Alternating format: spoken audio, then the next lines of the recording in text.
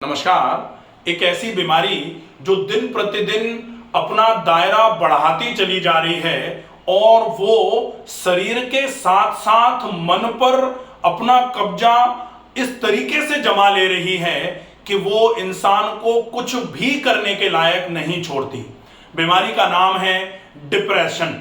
Depression जिसको हिंदी में मानसिक अवसाद भी बोला जाता है। सामान्य तौर पर मानसिक अवसाद हर व्यक्ति के जीवन में कभी ना कभी किसी न किसी पड़ाव पर जरूर आता है। और इस डिप्रेशन के आने का मूल कारण क्या है?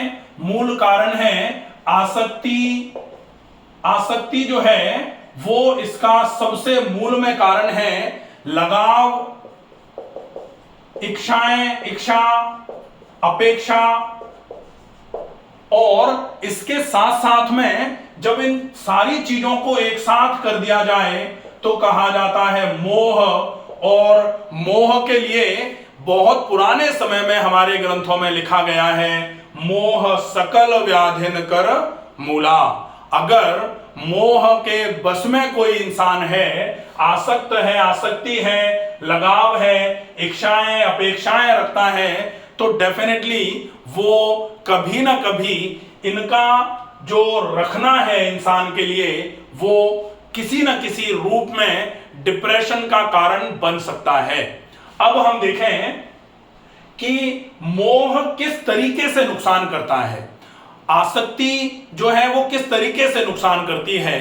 तो सामान्य तौर पर आजकल देखा जा रहा है कि बच्चे या बड़े या बुजुर्ग कोई भी व्यक्ति बहुत ज्यादा कहा जाना चाहिए कि इतना ज्यादा आसक्त हो रहा है अपनी लाइफ को लेकर के कि हमको ये अचीव करना है, हमको ये गोल सेट कर रखा है तो इस गोल को जरूर अचीव करना है। बच्चों को कहा जा रहा है कि इतनी परसेंटेज लानी है, जो बड़े हैं वो सोच रहे हैं कि ईयर में इतना ज्यादा हमको ग्रोथ करनी है, बुजुर्ग लोग ज्यादा नहीं तो कम से कम इतना ही सोच रहे हैं कि बहुत ज्यादा हमारे शरीर को हमें स्वस्थ रखना है, दीर्घायु पानी है। तो ये जो सोच है, सोच के साथ अगर आसक्ति जुड़ जाएगी, वो आसक्ति वो आपके गोल को पूरा अगर आप नहीं कर पाए तो फिर जो गोल पूरा नहीं कर पाने की वजह से मानसिक अवसाद आता है, वो आता था पहले भी, लेकिन लगाव इतना ज्यादा नहीं था कि उसकी वजह से हम अपना बहुत ज्यादा टाइम खराब करें। अगर इसमें ऐसा देखा जाए कि आप अगर अपने लाइफ में जो करना चाह रहे हैं उसको करने के लिए प्रयास पूरा कीजिए, लेकिन अगर वो नहीं हो पाए तो आप आगे प्रयास करने की बात जारी रखिए, ना कि प्रयास नहीं हो पाया, आप विफल हो गए, सफल नहीं हो पाए तो बैठ करके अब आप केवल ये चिंता कर रहे हैं कि सफल नहीं हुए, अब क्या करना है, अब तो कुछ भी नहीं कर सकते। तो जब प्रयास ही नहीं करेंगे, जब आप रुक जाएंगे, बैठ जाएंगे, तो ये कंफर्म हो जाता है कि अब आप आगे नहीं बढ़ पाएंगे। लेकिन अगर आप आज विफल हुए हैं, कहा जाता है करत करत अभ्यास के जड़मति होते सुजान, रस्सी आवत जाते ही सिल पर होत निशान। रस्सी अगर लगातार एक पत्थर पर ऐसे करके आती जाती है तो पत्थर पर निशान हो जाता है, तो होने को कुछ भी हो सकता है, लेकिन आपके प्रयास की, आपके अभ्यास की आवश्यकता जरूर पड़ती है। सामान्य तौर पर जब भी किसी के साथ कोई घटना या दुर्घटना होती है तो लगभग सभी लोग थोड़े समय के लिए मानसिक रूप से व्यथित तो होते ही हैं।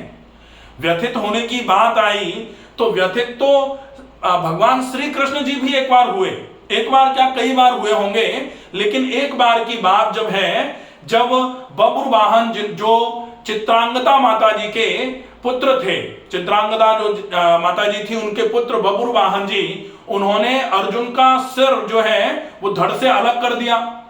तब जैसे ही ये जो खबर है ये श्री कृष्ण जी तक पहुंची तो श्री कृष्ण जी अपना सब कुछ छोड़ छाड़ करके एकदम से दौड़े हुए वहां पहुंचे।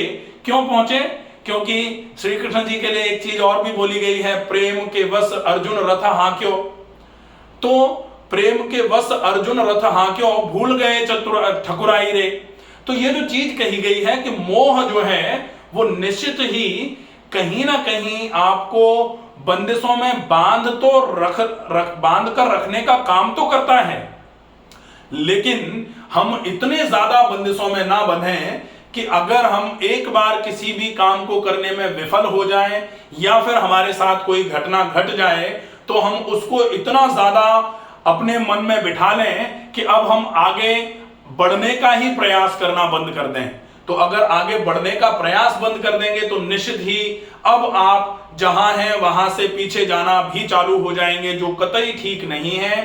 सामान्य तौर पर डिप्रेशन को, अवसाद को ट्रीट करने के लिए लोग कहते हैं कि ये चिकित्सा विधि में भी बहुत क्लियरली बोला गया है कि आप जहां आपको ऐसा लग रहा है कि यहां आपको मन में बहुत तनाव आ रहा है, चिंता आ रही है, आप कुछ समय के लिए उस जगह को छोड़ दें। अगर बहुत पिक्चरों में भी ये चीज बताई जाती है कि अगर किसी को कहीं बहुत तनाव हो रहा है तो कहते हैं जाओ पहाड़ों पे घुमा के ले आओ। मतलब आप एटमॉस्फेयर, क्लाइमेट बदलो, एटमॉस्फेयर बदलो, लोग बदलो, आसपास का जो माहौल है उसको बदलो, लेकिन वो बदलने के बाद अल्टीमेटली अगर आप वहां ही आते हैं तो वहां जहां आप बदलने के लिए 2 दिन, 5 दिन, 10 दिन, 15 दिन, 20 दिन, महीने भर गए तो वो एक जो एटमॉस्फेयर था उससे आप अलग हुए। अलग होने के बाद आपके मन में हीलिंग होनी चाहिए। आप जैसे अगर आपके कहीं किसी जूते को पहनने की वजह से एड़ियों पर जो घाव हो जाता है, उस घाव को अगर आपको दूर करना है तो जिन जूतों को पहनने से घाव हुआ था उन जूतों को पहनना बंद कर दिया जाता है। लेकिन जब घाव बंद हो जाए, घाव ठीक हो जाए, उसके बाद आप जब लौट करके फिर से उन्हीं जूतों को पहनोगे तो हो सकता है फिर से घाव हो। इसलिए अब यहां अगर जूते पहनने से दोबारा घाव होगा तो वो होगा ही, लेकिन जब आप वहां अपने डिप्रेशन की समस्या में, डिप्रेशन से दूर होने के लिए, डिप्रेशन का इलाज करने के लिए आप थोड़े समय के लिए उस माहौल से हटे थे, उस समय में आपको यह भी ध्यान रखने की बात है, आप इस चीज को भी समझने का प्रयास करें कि दुनिया में जो कुछ भी है परिवर्तनशील है। अगर डिप्रेशन के पेशेंट्स ये बात अच्छे तरीके से समझ जाएं कि सब कुछ परिवर्तनशील है, अच्छा था तो बुरा आया है, अब बुरा भी जाएगा, अच्छा दोबारा आएगा, और जो लोग अभी अच्छे में हैं उनके साथ कभी अगर एक बार बुरा हो जाता है तो वो जो अच्छे में रहने की आदत इतनी ज्यादा थी कि उसके प्रति हम आसक्त हो गए थे, बुराई हमने देखी ही नहीं, बुरा हमने देखा ही नहीं, और जब बुरा समय आता है तो वो आसक्ति छूटती नहीं है अच्छे समय की। इस वजह से हम बुरे समय को कभी कभी एक्सेप्ट नहीं कर पाते हैं। एक्सेप्ट नहीं कर पाना ही डिप्रेशन का कारण बनता है। तो ये मन में जरूर ध्यान रखा जाए कि अगर अच्छा था तो बुरा आ गया, अब बुरा है तो बुरा भी जाएगा, डेफिनेटली अच्छा दोबारा आएगा।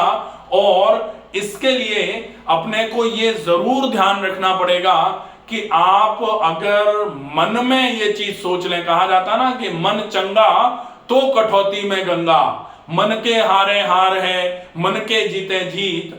अगर मन आपका सही तरीके से अभी भी एनालिसिस कर पा रहा है तो क्षणिक जो भी परिवर्तन आपके जीवन में होते हैं उन क्षणिक परिवर्तनों की वजह से आप अपने पूरे के पूरे आगे आने वाले जीवन को खराब ना करें। ये बात अगर आप अच्छे तरीके से समझ जाएंगे तो निश्चित ही आप डिप्रेशन से बहुत जल्दी बाहर आ जाते हैं।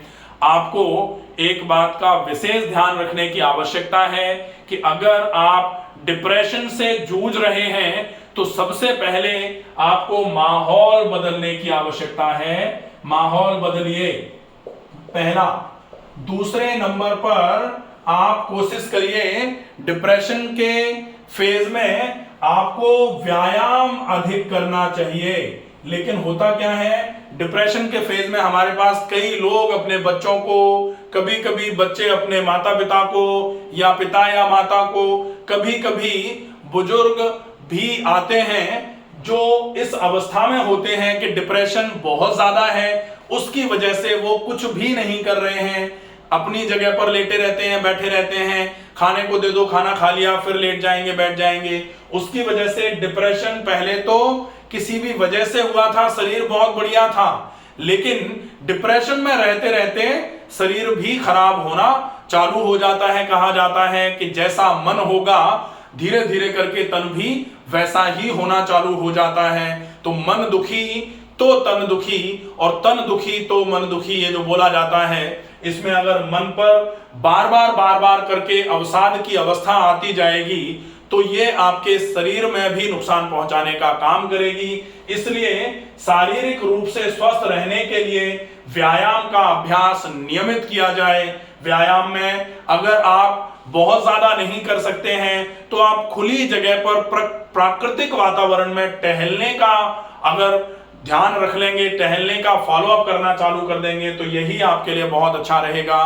कोशिश करिए कुछ ऐसे प्राणायाम जो आपके शरीर में शुद्ध हवा का संचार ज्यादा करते हैं, जैसे आप डीप ब्रीदिंग का अभ्यास कर सकते हैं। कुछ ऐसे प्राणायाम जो आपके शरीर में ठंडक पहुंचाते हैं, जैसे शीतकारी, चंद्रभेदी, ये प्राणायाम भी आप उपयोग में ले सकते हैं। जैसे आप अगर संभव हो जाए तो मानसिक रूप से थोड़ा सा मजबूत होने के लिए ब्रेन पर जो एकदम से वाइब्रेशन का इफेक्ट क्रिएट करता है प्राणायाम, जिसको भ्रामरी प्राणायाम बोला जाता है, उसका अभ्यास भी आप लंबे समय तक यदि करेंगे तो निश्चित ही बहुत अच्छा आराम होना चालू हो जाएगा। तो ये व्यायाम में थोड़ा टहलना और प्राणायाम हो जाएंगे। और उसके बाद फिर बात आती है आहार की। तो आहार में आप कोशिश करिए सात्विक प्रकृति का आहार लिया जाए। सात्विक प्रकृति मतलब ज्यादा मात्रा में आप फ्रूट्स खाइए, बहुत ज्यादा मात्रा में बॉइल्ड वेजिटेबल खाइए, बहुत सारा सलाद खाइए। कोशिश करिए आपका पेट भारी ना रहे, पेट में फुलावट ना आए, एसिडिटी ना हो, गर्मी ज्यादा ना हो, इसका भी विशेष ध्यान रखने की आवश्यकता होती है। अगर आप इन सब बातों का ध्यान रखेंगे तो डिप्रेशन में डेफिनेटली आपको बहुत अच्छा लाभ होना चालू हो जाएगा। आशा है ये वीडियो आपको पसंद आएगा। ज्यादा से ज्यादा लोगों तक इस वीडियो को पहुंचाएं। स्वस्थ रहिए, सुरक्षित रहिए। धन्यवाद।